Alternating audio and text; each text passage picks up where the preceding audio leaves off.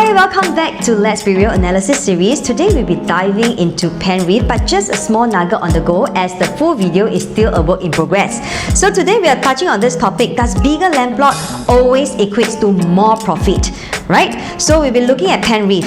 So for Penrith, right, it's actually an upcoming District 3 project located near Margaret Drive, along Margaret Drive actually. Land size 9,522 square meter. Is this considered big or is this considered small? Actually, it's not really very small, because later in our example, we'll be touching on this project that is significantly smaller. But let's look at its performance, okay? So basically 462 units developed by Guaco Land and Hong Leong, which we know that they are power developer, especially the Lentor Belt are mostly done up by them. So for Queenstown, MRT is actually over here. It's a short 3 minutes walk to Penrith, which is located over here. Okay, today we'll be looking at some example to debunk this myth if big plot of land equals to more profit. So we'll be looking at Whistler Glen versus Kentridge Hill. For Whistler Glen and Kentridge Hill, both of them are located in District 5, RCR. TOP one after another. One is 2022 and Kentridge Hill of course is younger, TOP last year. In terms of Whistler Glen, the land size is significantly smaller at 19,592 square meter, whereas for Kentridge Hill is at 29,195 square meter. But from here we can see, based on the highest profit, hey, actually Whistler Glen outperformed Kentridge Hill at 831,000. Congratulations to this seller, by the way. But Kentridge Hill honestly also not that bad. Okay, 600 plus thousand for highest profit is actually still a very good margin.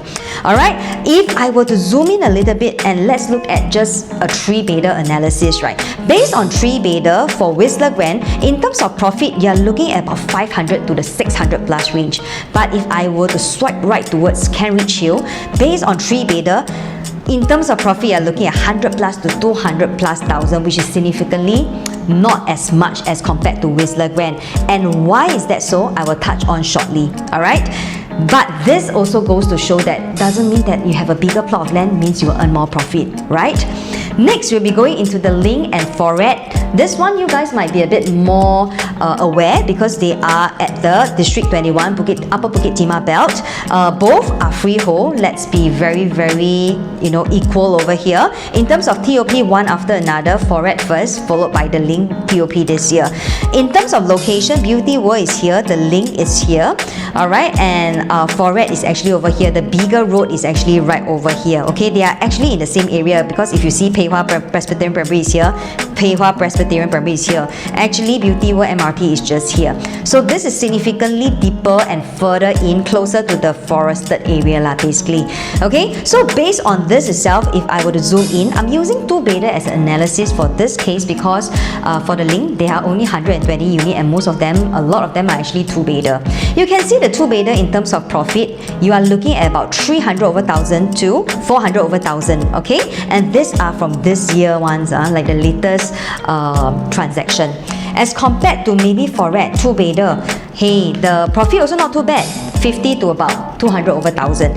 Typically in today's market for a 2-bedder, most of the time in terms of profit, you're looking at about 200 plus thousand to maybe a lower 300 plus thousand. So the Link really performed relatively very well. Okay, again for the Link, 4,251 square meter. Foret is a much bigger land plot, 33,458 square meter. So does it mean that bigger land plot equals to more profit? So today we just debunked the myth. Bigger land plot doesn't always equate to more profit. So after doing all this analysis, right, we found out that all these projects that are doing better, they actually do have one common denominator. And the common denominator is actually visibility. So what's most important or more important is actually visibility. So now if you go back to the slide earlier on, Whistler Glen is located along AYE and also next to Pandan Garden River and also quite near to West Coast Road. If you're driving along this two road or if you're jogging or cycling around this area, you will be able to see Whistler Glen very significantly because it's a very tall building that is standing out in this area. Whereas as compared to Kentridge Hill, right, we are not really near the MRT Pasir Panjang. This whole plot is actually the landed enclave and then your Kentridge Hill is tucked really at the back.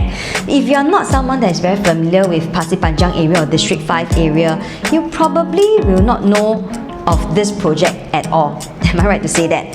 So next project, similarly for Link wise, we are also located next to the main road at Beauty World MRT, if you are going to eat at this shophouses area, if you're going to Beauty World, Bukit Timah Shopping Centre, if you are driving along this field road, you will be able to see the link very significantly, and probably the top of the town if you're travelling in that area. But if you're looking at Foret, unfortunately it's far off from all the main attraction, the eateries, and also the road area. So you can see significantly, right, obviously not many people will notice it. That's why actually by having a bigger land plot doesn't always equate to you to having a better profit. Having a better visibility is much more important. But having said that, so Penrith got very good visibility, meh? Actually, there's another issue. Not really. Because although we are really very high and tall, we are actually quite near the MRT, so visibility wise not too bad, right? But you're surrounded by all these really tall condominiums, and even the HDB around you are also tall. Okay, so if I'm traveling there, I'll be like, oh, you know, everything is so tall, right? Then you are just one among the rest. So is it really visible? Yes, it's still visible, but might not be as prominent, right? So having said that, visibility, when we want to judge whether this project is good, doesn't mean that, you know, just visible means good, visible means good. We actually based on a few criteria, and usually it's based on 4 criteria, which is what I'm going to share with you for the Penrith analysis, which is coming soon.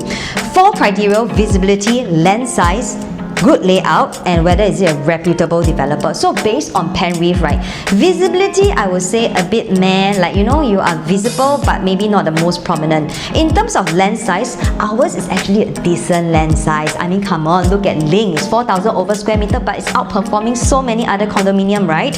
In terms of layout, we definitely have good layout, much better than a lot of the current new launches, which I will touch on, of course, in the upcoming analysis for Penrith. And whether we have a reputable developer, of course, it's developed by Hong Leong and Guaco Land, one of the most prominent one in Singapore's, and they are also the joint venture that developed almost a lot of the projects in the Lentor area. So basically, they are really prominent. Based on this 4 criteria, actually Penrith is still quite up there. So we've come to the end of this small nugget sharing. If you want more information, feel free to scan here and reach out to me. If not, I'll see you at the real Penrith analysis. Bye!